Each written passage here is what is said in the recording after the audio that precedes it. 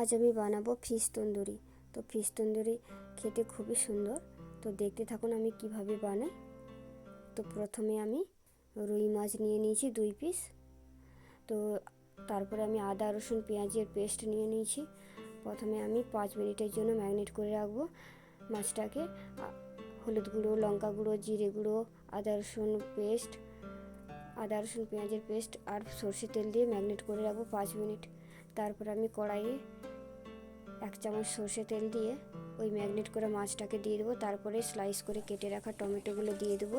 এরপরে মশলা বেটে রাখা জলটাকে দিয়ে দেবো, তার সাথে কাঁচা লঙ্কা একটা। এইভাবে ঢাকনা দিয়ে দিয়ে আমি রান্না করতে থাকবো। তো দেখুন মাছটা আমার কত সুন্দর হয়ে গেছে। তো রেডি আমার ফিশ তন্দুরি। তো ফিশ তন্দুরি দেখতে যতটা না সুন্দর, খেতে অসাধারণ। আপনারা এইভাবে বাড়িতে বানিয়ে দেখুন একবার, আশা করি ভালো লাগবে। মাছটা কত সফট হয়েছে দেখুন। আজকের মতন এই পর্যন্ত, দেখা হচ্ছে নেক্সট ভিডিওতে।